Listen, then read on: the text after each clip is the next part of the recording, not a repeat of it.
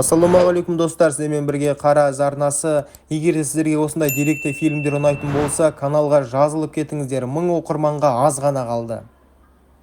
Бүгінгі оқиға бұрынғы серіктестің қыр соңынан қалмайтын, шектен шыққан әрекетін дер кезінде бағаламаудың қаншалықты қауіпті екенін көрсетеді. Басты кейіпкер Лия Йоши Жапонияның Канагава префектурасына дүниеге келген. Жастық шағында оның фамилиясы Шибата болған. Лия өте белсенді әрі көңілді адам еді. Ол өзін дамытуға, салауатты өмір салтына өте қатты қызығатын. Фрилансер болып жұмыс істеп, мақалаларын жазды. Блог жүргізді, интернетте дизайнерлік жобалармен айналысты. Ол интернетте тамақ таяқшаларын ұнататын қыз деген лақап атпен танымал болды. Лия фестивальдерге жиі барып, сәнге қызығатын және өзіне ұнаған дүниелерін оқырмандармен бөлісіп жүрді. Оның жазбалары көп адамға шабыт беретін. 2000 жылдардың ортасында Лия Токиоға көшіп барған еді. Оны жақсы білетін адамдар оның үнемі ізденісте жүретінін, жаңа нәрсені үйренуге құштар екенін және айналасындағыларға өз оптимизммен күш бере алатын айтатын. Дәл осы кезеңде ол Хидео Кадзумимен танысты. Хидео 32 жаста еді. Ол жеке меншік мектепте қоғамтану пәнінен сабақ беріп, сонымен қатар бадминтоннан жаттықтырушы болып жұмыс істейтін. Алғашында Хидео Лияға жағымды әрі белсенді адам болып көрінді. Екеуі тез тіл табысып кетті. Сырт көзге олардың қызығушылықтары да ұқсас еді. Спортты жақсы көретін, салауатты өмір салтын ұстануға тырысатын және үнемі дамуға ұмтылатын. Бірақ кейін жағдай мүлде басқа арнаға бұрылды. Лия мен Хидео бадминтон секциясына танысқан. Ал Хидеоның да бадминтонға қызығушылығы бар болып шықты.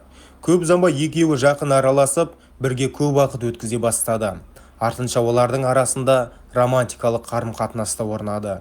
Екеуінің жас айырмашылығы 7 жыл болған. Бірақ Лияның достары бұған аса мән бермеді. Керісінше, олардың қарым-қатынасы үйлесімді көрінді. Екеуі де спортты, саяхаттауды жақсы көретін және өмірге позитивтері көзқарастары болатын. Алайда уақыт өте келе Хидеоның басқа қыры да байқала бастады. Ол ауыр депрессиядан зардап шегіп, кей кездері өзіне зиян келтіру туралы ойларын ашық айтатын. Сырт адамдардың алдында Хидео көңілді, күлімдеп жүретін, ал Лиямен оңаша қалғанда көңіл күйі күрт өзгеріп, торығуға түсетін. Лия оған көмектесуге тырысты, түрлі кеңес беріп, қолдау көрсетуге ұмтылды. Бірақ Хидео оның көмегін қабылдамайтын және мамандарға жүгінуге де құлқысыз еді. Уақыт өте келе Лия оның бітпейтін шағымдары мен өзін-өзі құртуға бейім әрекеттерінен қатты шаршады. Бір адамға көмектескім келіп тұрса, оның өзі көмектестен үнемі бас тартса, бұл жағдайдың қаншалықты қиын екенін Лия да түсінді. 2006 жылға қарай Лия бұл қарым-қатынастың болашағы жоқ екенін анық сезінді. Ол Хидеоның үнемі шағымдануын, өзін-өзі құртуын, көңіл күйінің тұрақсыздығын және өзгеруге деген ниетінің жоқтығын енді көтере алмады. Ақыры Лия қарым-қатынасты тоқтатуға шешім қабылдады. Бірақ бұл шешім Хидео үшін өте ауыр соққы болды. Ол Лияны жібергісі келмеді, алдымен қайта оралуын жалбарынып сұрады. Алайда бұл әрекетті нәтиже бермеген соң, оның сөздері біртіндеп қорқытуға ұласа бастады. Лиямен айырылысқаннан кейін Хидеоның ойы бір нәрсеге ғана байланып қалды. Оны қалайда қайтару немесе болмаса жазалау. Ол Лияға қайта-қайта қоңырау шалып, тоқтаусыз электронды хаттар жібере бастады. Алғашында хаттары қарым-қатынасты қайта қалпына келтіруге деген шарасыз өтініштерге ұқсайтын. Бірақ көп ұзамай олардың мазмұны қорқынышты сипат алды. Хидео Лияға «Менсіз бақытты болуыңа жол бермеймін. Басыма түскен барлық қиындыққа сен кінәлісің» деген сөздер айта бастады. Бұл енді жай ғана ажырасудан кейінгі өкініш емес еді. Хидеоның әрекеті біртіндеп қауіпті қудалауға айнала бара жатты. Онымен қоймай, Хидео алкоголь мен басқа да заттардың көмегімен өте зиян келтіруге әрекеттер жасаған. Оны саябақтан ес-түссіз жақын үйде тауып алып, дер кезінде ауруханаға жеткізетін. Ал Лия үшін бұл жағдай енді мүлде басқа деңгейге жеткен еді. Бұрынғы серіктесінің әрекеті жай ғана мазасыздық тудырып қана қоймай, оның қауіпсіздігіне нақты қатер төндіре бастаған болатын. Жағдайдың бақылаудан шығып бара жатқанын түсінген Лия полицияға жүгінді. Хидиоға ресми ескерту жасалды, бірақ оған қатысты қатаң шара қолданылған жоқ. Полиция Лияға сталкинг құрбандарына көмектесетін арнайы ұйымдарға хабарласуға кеңес берді. Тәжірибелі мамандар оған мұндай қудалаушылардың кейбірі жағдайды одан әрі ушықтырып, тіпті қылмысқа баруына мүмкін екенін түсіндірді. Сондықтан олар Лияға мекенжайын, тіпті фамилиясын да ауыстырып, өткен өмірмен байланысты барынша үзуге кеңес берді. Лия осы кеңесті қабылдап, өмірін жаңадан бастауға шешім қабылдады. Көп ұзамай ол басқа ер адаммен танысып, кейін оған тұрмысқа шықты. Фамилиясын Мише деп өзгертті. Жағажайлары мен жайлы кафелері бар курорты Дюзо қаласына көшіп барды. Бәрі жақсы жаққа өзгергендей көрінді. Лия енді бұрынғы проблемалардан алыста, қауіпсіз жерде өмір сүріп жатқандай еді. Жақындары да Хидио жаңа мекенжай мен жаңа фамилияны білген соң, ақыры Лияны ұмытып, өз өмірмен кетеді деп үміттенді. Бірақ Хидионың ойында Лияны жіберу деген болмады. Ол Лияның тұрмысқа шыққанын анасынан естіді. Бұл хабар Хидиоға ауыр тиіп, ол тағы да күйзеліске түсіп, өзіне зиян келтіруге әрекет жасады. Бұл жолы ол тауда әрекеттенген. Бақытына қарай, кездейсоқ өтіп бара жатқан туристер оны байқап, тағы да құтқарып қалды. Біраз уақыт Хидио психиатриялық мекемеге жатқызылды. Бірақ бұл ұзақ мерзімге нәтиже бермеді. Ауруханадан шыққаннан кейін оның басындағы бір ой жоғалмады. Лия оған тиесілі болу керек деген сенім. Осы уақытта Лия фрилансер жұмысын жалғастырып жүрді. Кейде жұмыс бабымен бұрынғы фамилиясын Лия Шибата деген есімді қолданылатын. Мұның себебі қарапайым еді. Токиодағы бұрынғы клиенттері оның кім екенін танып, хаттарын түсіну керек болатын. Бірақ Лияның өзі байқамаған нәрсе, ол Хидиоға тағы бір із қалдырды. Ол Лияның ескі фамилиясын байқап, интернеттегі жаңа жазбаларын бақылап, оның қайда екенін анықтай бастады. Содан кейін Хидио қайтадан хабарласа бастады. Бұл жолы оның қорқытуы Лиямен ғана шектелмеді. Ол Лияның күйеуіне де қауіп төндірді.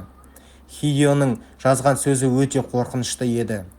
Басқа ер адаммен бақытты бола алмайсың, екеуіңді де өлтіремін. Лия тағы да полицияға барды.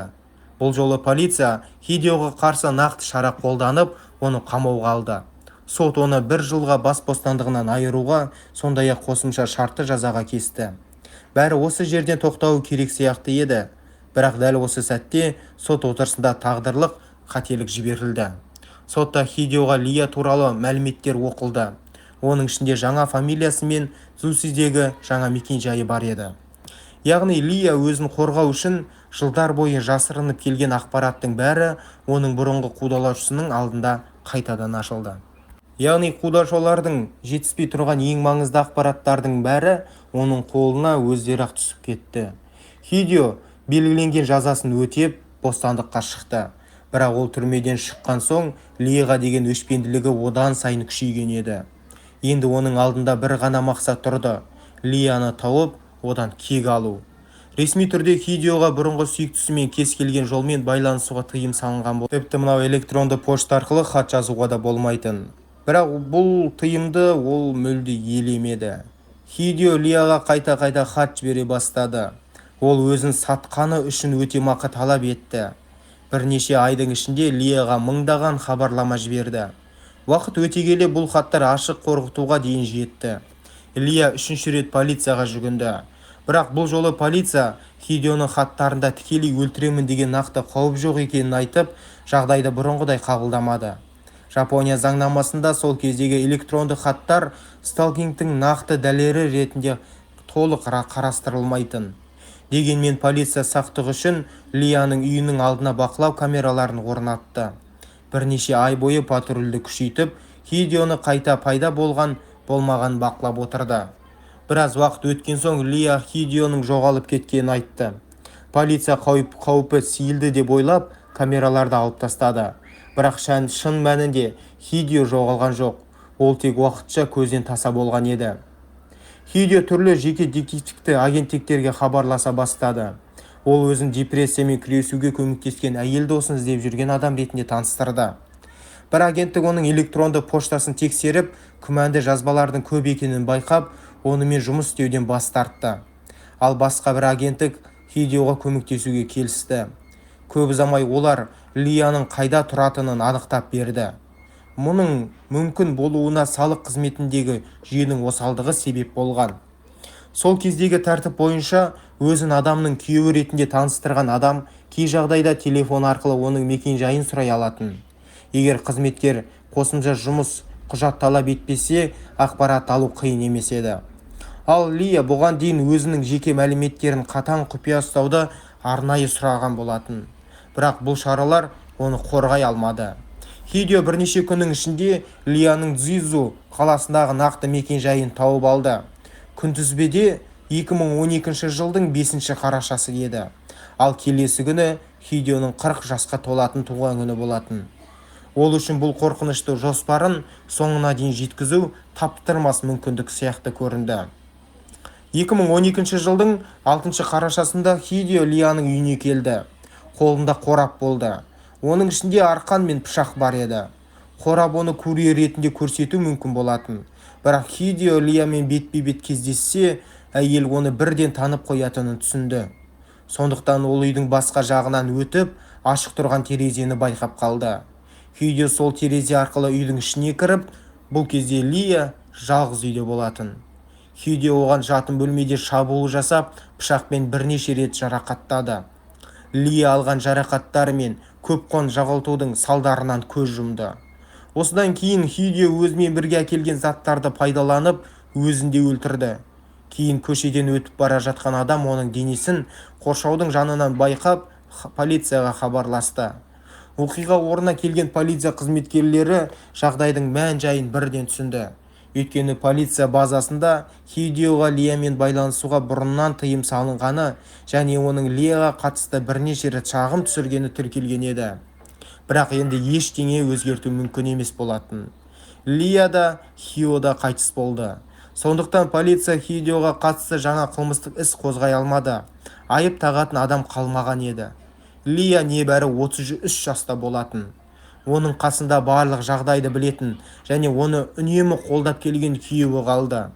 Ал Видеоның агрессиясын жақсы білетін және қауіпі туралы полицияның назарын бірнеше рет аударуға тырысқан. Ол бұл қауіптің алдын алуға болатын да деп сенді. Бірақ қабылданған шаралардың ешқайсысы Лияны қорғай алмады. Ең болмаса болған қателіктердің ресми түрде мойындалуына қол жеткізу үшін Лияның күйеуі Цзюйцзу қаласының билігіне қарсы сотқа жүгінді. Ол мемлекеттік қызметкерлерді жеке мәліметтердің сыртқа шығуына және Лияны жеткілікті деңгейде қорғай алмағанына айыптады. Күйеуі 11 миллион юан, яғни шамамен $70,000 көлемінде өтемақы талап етті. Алайда сот оның талап еткен сомасының тек 1/10 бөлігін ғана қанағаттандырды. Соған қарамастан билік маңызды нәрсені мойындады. Қызметкерлер Лияның қауіпсіздігіне қатысты жағдайды қарастыру кезінде елеулі қателіктер жіберген. Сөйтіп Лияның нақты мекен-жайы сыртқа шығып кеткені анықталды. Одан бөлек жеке детективтің ақпараты заңсыз жолмен алынғаны да белгілі болды. Сондықтан оның өзі де жауапкершілікке тартылды. 65 жастағы детективке 22 жыл бас бостандығынан айыру жазасы тағайындалды. Себебі ол қажетті ақпаратты алаяқтық жолмен алған деп танылды. Лия Йошидің өлімі Жапонияда үлкен резонанс тудырды. Лияның оқиғасы жапондық бақ-да кеңінен талқыланды. Қоғамда полицияның сталкингке байланысты қылмыстардың алдын алу қаншалықты дайын екені туралы сұрақтар пайда болды. Сол кезеңде заң көбіне телефон арқылы жасалған қорқыту мен адамның артынан физикалық түрде аңдуға басымдық беретін. Ал электрондық хаттар мен әлеуметтік желідегі хабарламаларға дәл осындай деңгейде мән берілмейтін. Лияның қайғылы жағдайынан кейін бұл түсінік өзгере бастады. Енді адамға қайта-қайта қажетсіз электрондық хат жіберу де сталкингтің белгісі ретінде қарастырыла бастады. Жапония парламенті заңға өзгерістер енгізді. Құқық қорғау органдарына қауіп нақты іске айтылғанша күтпей ертерек әрекет етуге мүмкіндік берілді.